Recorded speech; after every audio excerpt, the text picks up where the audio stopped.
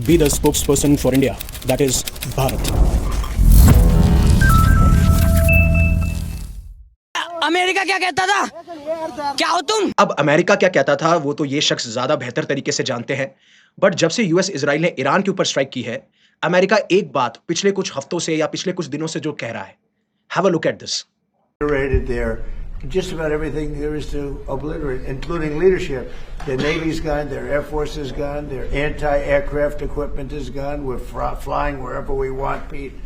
We have nobody even shooting at us. अब आपने देख लिया होगा, अमेरिका बार बार ये कह रहा था कि हमने ईरान की नेवी, एयरफोर्स और जो उनका एंटी एयरक्राफ्ट सिस्टम है उसको डिस्ट्रॉय कर दिया है। हमारे फाइटर जेट्स जब चाहे जब उनका मन करे वो ईरान के स्पेस में जा सकते हैं, ईरान के आसमानों में उड़ सकते हैं, जो उनको करना है वो कर सकते हैं।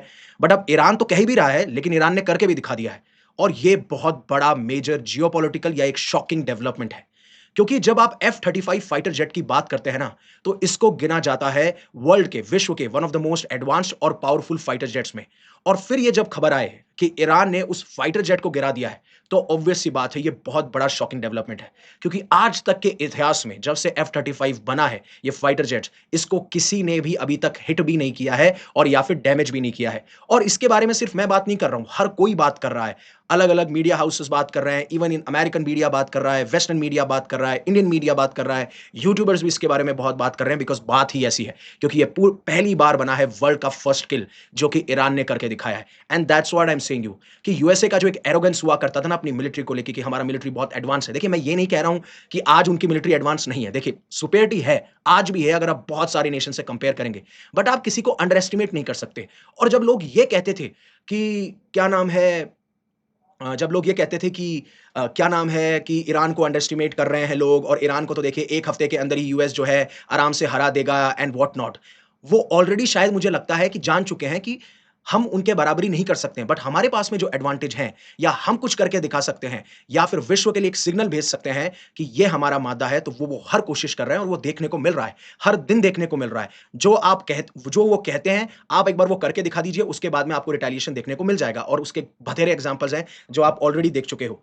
और खास बात यह है ना कि जब से ये वॉर शुरू हुई है, अब अमेरिका तो क्या बताए या नहीं बताए, लेकिन ईरान जरूर बता रहा है। और पहले डोनाल्ड ट्रंप कहते थे ना कि ऑपरेशन सिंदूर के टाइम पे 2 फाइटर जेट, 3 फाइटर जेट, 5, 7, लेकिन अब कितने फाइटर जेट गिर रहे हैं उनके जुबान पे कोई नाम ही नहीं है, ना कोई नंबर है। और शायद मुझे लगता है कि वो गिनती भी भूल चुके हैं अब कि 1 2 3 4 होता क्या है। क्योंकि जिस तरीके से रिपोर्ट निकल के आ रही है, अभी तक 16, कम से कम 16 मिलिट्री एयरक्राफ्ट ईरान वॉर के अंदर डिस्ट्रॉय किए जा चुके हैं, जिसमें 12 ड्रोन्स हैं और 4 प्लेन्स हैं। और आप सभी को याद होगा 3 F-15 जो है वो कुवैत के एयर स्पेस में जो फ्रेंडली फायर हुआ था उसमें डिस्ट्रॉय हो गए थे।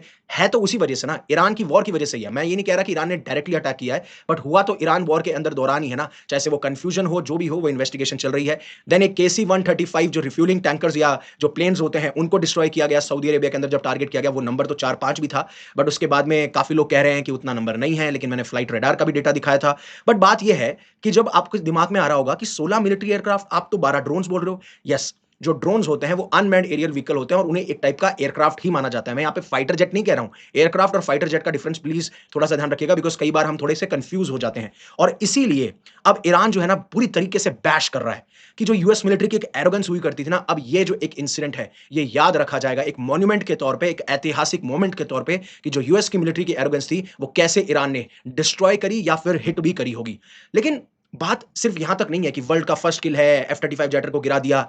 आप देखिए यूनाइटेड स्टेट जो है ना लगभग 30 साल काम कर रहा था इस प्रोजेक्ट के ऊपर, और $400 बिलियन से भी ज्यादा खर्च किए गए थे। सिर्फ इनका यह काम था कि ऐसा एक्सपेंसिव वेपन एयरक्राफ्ट या फाइटर जेट बनाना है जिसको डिटेक्ट करना बहुत मुश्किल हो। अब चाहे से वो सेंसर्स की मदद से हो या फिर वो रडार की मदद से हो, कुछ भी हो, हमको इसे अनटचेबल और इनविंसिबल बनाना है। मतलब कि इस पे कोई भी विजय प्राप्त ना कर सके, जिससे कि हम दिखा सकें कि अमेरिका के पास में आज भी टेक्नोलॉजिकल सुपेरिटी है, उसको भी खत्म कर दिया। लेकिन जब एक F-35 फाइटर जेट की बात आती है तो वो अराउंड $100 मिलियन के आसपास पड़ता है। और फिर उसके बाद में यूएस के जो सेंट्रल कमांड है उन्होंने भी इसके बारे में कंफर्मेशन किया कि यस, एक F-35 जो है उसको इमरजेंसी लैंडिंग करनी पड़ी है जब उसको हिट हुआ है, एंड देन वो मिडिल ईस्ट के किसी बेस पे उसको लैंडिंग करवाई गई है। और ये सबसे पहली बार जो है न्यूयॉर्क टाइम्स या वॉल स्ट्रीट जर्नल के अंदर इसका आर्टिकल सबसे पहले छापा गया था। और फिर CNN भी इसके बारे में बात कर रहा था कि जो ये फाइटर जेट है उसने इमरजेंसी लैंडिंग की है। एक बार के लिए मैं वो वीडियो क्लिप दिखाना चाहता हूं, और फिर हम बात ये करेंगे कि F-35 को इतना पावरफुल बनाता क्या है और F-35 को कैसे ईरान ने टारगेट किया, but Trump will not learn it. मतलब ट्रम्प का अहंकार इतना बड़ा है कि मैं क्या बात करूं कि he will not learn it. और वो एक एग्जांपल देखने को भी मिलता है जिस तरीके से आज एक इंसिडेंट भी हुआ है। बट उससे पहले मैं एक बार के लिए आपको वो वीडियो दिखाना चाहूंगा जो कि ईरानियन कॉन्सुलेट जो जनरल है उन्होंने भी पब्लिश किया। हालांकि यूएस सेंट्रल कमांड ने इसके बारे में कोई वीडियो नहीं डाला है।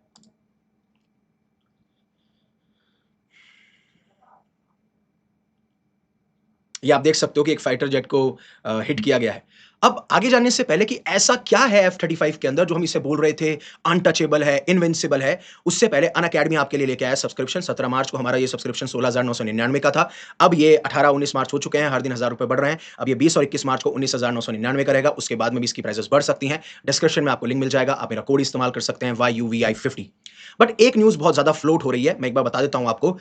काफी सारे सोशल मीडिया पे ये कहा जा रहा है कि अब हुदीज ने भी ऑफिशियली ईरान वॉर ज्वाइन कर ली है और अब वो यूएस शिप्स को टारगेट करेंगे रेड सी के अंदर। और ये वॉर जो है एंटायर उम्मा की वॉर। और मैं आपको बता दूं ये 2021 का वीडियो है, बहुत पुराना वीडियो है। तो अगर आपको ये कभी भी न्यूज देखने को मिलती है तो ये बिल्कुल गलत न्यूज है। अभी हाउदीज जो है वो एक तरीके से उन्होंने कुछ 2-3 पहले ये जरूर कहा था ईरान को कि आप अपने ही गल्फ स्टेट्स के ऊपर टारगेट मत कीजिए। हालांकि अभी तक इन्होंने कोई भी ऐसा सिग्नल नहीं दिया है कि ये इस वॉर को ज्वाइन करने वाले हैं, जो कि ईरान की एक्सिस ऑफ रेजिस्टेंस जो हमेशा यूएस और इजराइल के इन्फ्लुएंस को काउंटर करने के लिए बनाई गई थी। और वो बार-बार इसी तरीके से ईरान जो है यूएस इजराइल को काउंटर करता था मिडिल ईस्ट के अंदर, जिससे कि उसका दबदबा बढ़े और इनका दबदबा थोड़ा कम हो, इन्फ्लुएंस कम हो। क्योंकि सारी की सारी खेल और सारी की सारी लड़ाई है किसका डोमिनेंस होगा मिडिल ईस्ट के ऊपर।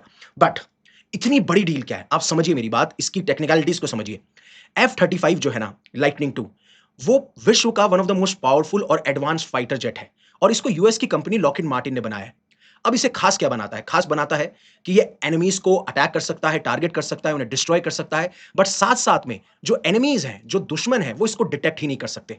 अब चाहे से वो रडार हो या सेंसर्स हो या हीट डिटेक्शन सिस्टम हो, किसी तरीके से भी इसको डिटेक्ट नहीं किया जा सकता।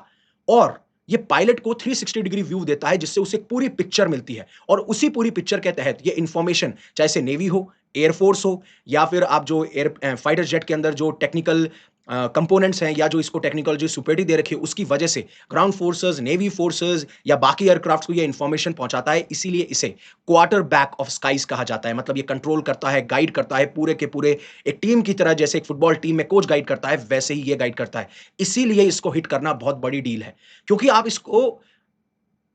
इसको ना तो डिटेक्ट कर पा रहे हो, ना आप इसको ट्रैक कर पा रहे हो। उसके पीछे रीजन ये है स्टेल्थ टेक्नोलॉजी, मतलब जो उसको इनविजिबल बनाता है।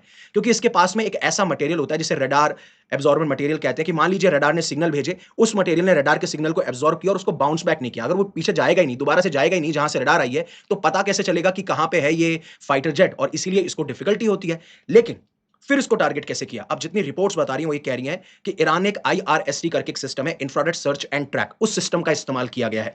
अब होता क्या है कि ये हीट को डिटेक्ट करता है, यानी जो टेम्परेचर होता है, जो हीट होती है उसको डिटेक्ट किया जाता है। क्योंकि F-35 के पास में इतना पावरफुल इंजन होता है, वो बहुत ज्यादा हीट जनरेट करता है और इस हीट की वजह से जो इंफ्रारेड सेंसर्स होते हैं वो इस हीट को पिकअप कर लेते हैं। और एक बार अगर पिकअप कर लिया तो सीधी सी बात है अब ये इनविजिबल नहीं रहा और इसी तरीके से इन्होंने इसको हर्ट किया है।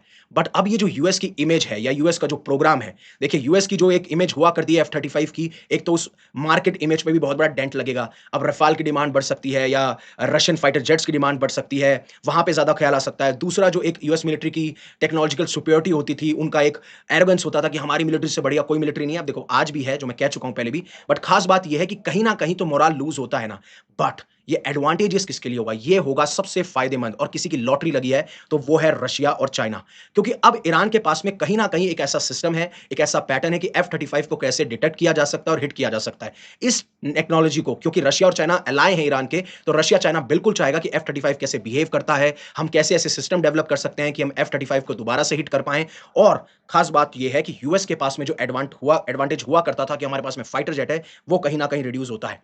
और अगला इशू जो है ना, वो है पायलट का इशू, कि टेक्नोलॉजी को आप इंप्रूव कर सकते हो, जो कोटिंग है जेट के ऊपर उसको भी इंप्रूव किया जा सकता है, लेकिन जब एक पायलट जब उसके अंदर बैठता है और वो जब फ्लाई कर रहा होता है स्काइज के अंदर इन दिस फाइटर जेट, तो उससे लगता है कि मैं तो इनविंसिबल हूं, मेरे को ना तो कोई देख सकता है ना कोई टच कर सकता है। तो वो बहुत ज्यादा एग्रेसिव होते हैं अपने प्लान्स के अंदर, अपने ऑपरेशंस के अंदर, उसी तरीके से वो एग्जीक्यूट करते हैं। फाइटर पायलट्स हैं, उनके दिमाग में कहीं ना कहीं एक कॉशन आ जाएगा, सावधानी आ जाएगी, और वो शायद उतना एग्रेसिवली शायद एक्शन ना लें, ऑपरेशन को कंडक्ट ना करें, थोड़ा बहुत हेजिटेट करें। तो कहीं ना कहीं उनके दिमाग में भी एक शंका बैठ जाएगी कि क्या अब F-35 में उतनी जान है, या आप कह सकते हो कि F-35 में उतनी कैपेबिलिटी है जितना कहा जाता था। ठीक है, एक आपको कोई कह दे, सहारा लगा दे कि तेरे को जो करना है लाइफ में कर, आई एम देयर, बट कोई कहे कि अब पता नहीं यार, मैं हो भी सकता हूं, मैं नहीं भी हो सकता हूं तुझे बैक करने के लिए, तो somewhere down the line you will also doubt, you will also question.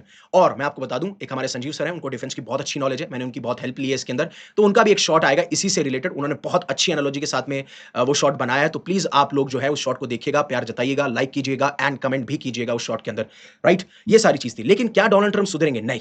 Donald Trump को यह पता है कि मतलब मैं कैसे ब्रूटल हो सकता हूं, कैसे मैं लोगों को फ्रस्ट्रेट कर सकता हूं, कैसे मैं लोगों का अहंकार तोड़ सकता हूं, कोई मुझे अगर ईगो दिखाए तो मैं कैसे डिस्ट्रॉय कर सकता हूं।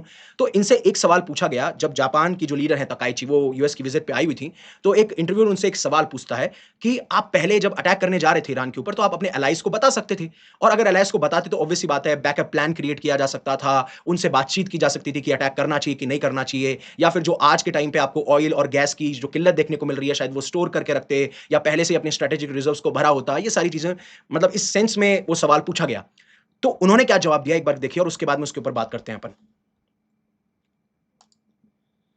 One question: why didn't you tell US allies in Europe, in Asia, and Japan about the war before attacking Iran? So we didn't tell anybody about it because we wanted surprise. Who knows better about surprise than Japan? Why didn't you tell me about Pearl Harbor? No, you believe in surprise. I think much more so than us. और फिर इस reel पे क्या नाम है, लोग हंस भी रहे हैं, मजाक भी उड़ा रहे हैं कि किस तरीके से। लेकिन पहली बात यह है कि बीइंग अ यूएस प्रेसिडेंट एक डिग्निटी होती है, ठीक है, आपकी उस पोस्ट में रेस्पेक्ट होती है, और आप कोई लीडर आपके पास में आया है, और स्पेशली जब आप ये कहते हैं कि स्ट्रेट ऑफ हॉर्मुज में हमें अलाइज चाहिए जो स्ट्रेट ऑफ हॉर्मुज को रीओपन करा सकें, जिसमें शायद जापान आने वाले टाइम पे एक रोल प्ले कर सकता है, और आप उसको इस तरीके से मॉक कर रहे हो, तो ऑब्वियस सी बात है, ये दर्शाता है कि आपकी मेंटालिटी क्या है। और सबसे बड़ी बात इन्होंने कही कि why didn't you tell me about pearl of harbour, because it happened in 1942 and may be you were child at the time and that's why they didn't inform you. You need to have that common sense कि मतलब आप उस time पे बच्चे थे और आपको US president नहीं थे जो आपको बताया जाएगा, और क्यों बताया जाएगा। पहली बात तो ठीक है, वो जो इंसिडेंट है वो बहुत दुखद है, हम उसके बारे में बात नहीं करते, क्योंकि वहीं से आप देख लीजिए कहीं ना कहीं यूएस ने मन बना दिया था कि 1945 में हम हिरोशिमा और नागासाकी पे एटॉमिक बम बनाएंगे, और उसके बाद में फिर ये वॉर जल्दी से खत्म हो जाती है, एटॉमिक बम गिराएंगे। लेकिन बात यह है ना कि आप इस तरीके से बात करते हैं कि आप दिखते ही नहीं है कि आप लीडर हैं, इस तरीके से आप लीडर की इज्जत नहीं करते। ज़ेलेंस्की के साथ भी ऐसा ही हुआ, ठीक है, अब कई बार ज़ेलेंस्की के ऊपर बोल दिया जाता है कि is a immature leader and what not and, but फिर भी एक गरिमा होती है कि आप कैसे बात करेंगे, क्योंकि आप रिप्रेजेंट कर रहे हैं उस पोजीशन को जो कि शायद लोगों ने आपको दी है। बट ठीक है, Donald Trump being Donald Trump, वो जो करते हैं कैसे करते हैं वो उनको भी समझ में नहीं आता कि मैंने सही बोला कि नहीं बोला, मैंने क्या बोला कि नहीं बोला, and that is up to him. But हाँ ठीक है, बहुत इंटरेस्टिंग टाइम्स हैं, बहुत सारी चीजें होने वाली हैं, जो भी होगा जैसा भी होगा मैं आपके लिए वीडियो लाता रहूंगा। Thank you very much for giving me your precious asset, that is your time. Stay safe, stay happy, take care and always live in such a way that universe will be proud of you. जय हिंद, जय भारत।